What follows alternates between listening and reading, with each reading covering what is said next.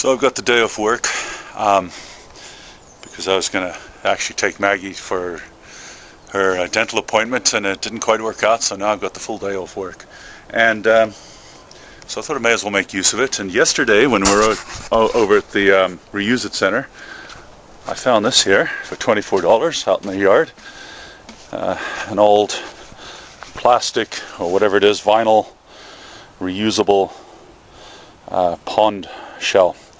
And of course I've been wanting a pond for a while. I even planted some irises right here, in hopes of just kind of channeling the downspouts down underneath and to run across these sort of karst looking rocks and kind of go into where the irises are, because irises love sunshine and water. At least these ones seems to, because that's where I found them, out in the middle of a field in a swampy area. So I dug a couple of them up and brought them home.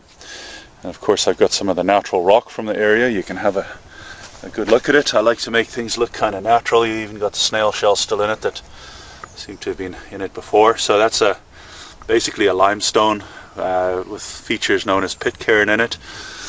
That's just for the geographer in me that brings that out. But anyway, I'm now beginning to dig the liner in, and of course in the back. So here we go. This is the following day. Not much to say about the first part of the process.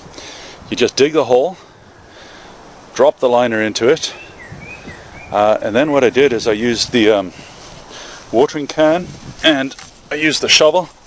Basically I just pounded down the side here. I made it wet and mushy, and then I just with a shovel I pounded it down, and I sort of pretty well pushed the liquefied mud into the bottom of all the side cavities around the edges. Liquefied mud including in the bottom, and it makes a nice good tight seal.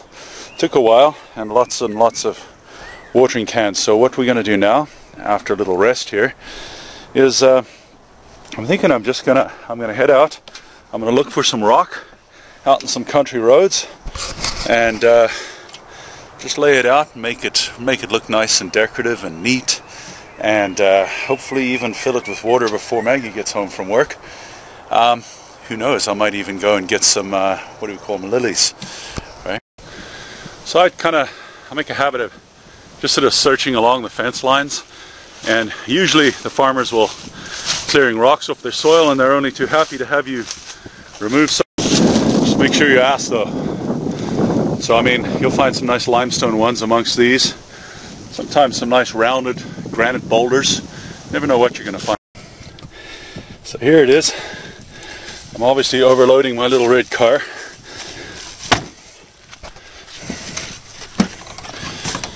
Look at that one. Monster sized rock.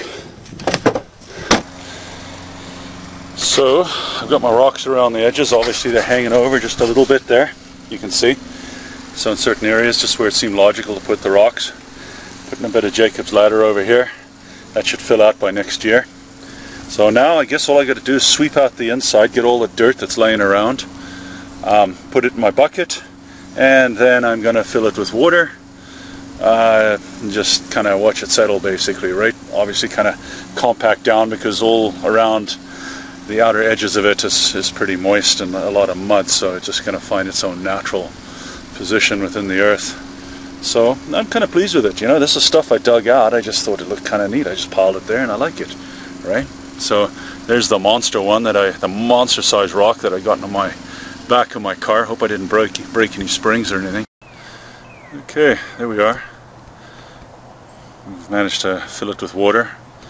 Just gonna have to get some lilies and some fish of some type into it. It'll be all ready to go. So not a hard thing to do, putting in a pond. It really isn't. I guess I could have probably done a little bit better job getting it more level, but it's done. I'm afraid it's going to stay that way.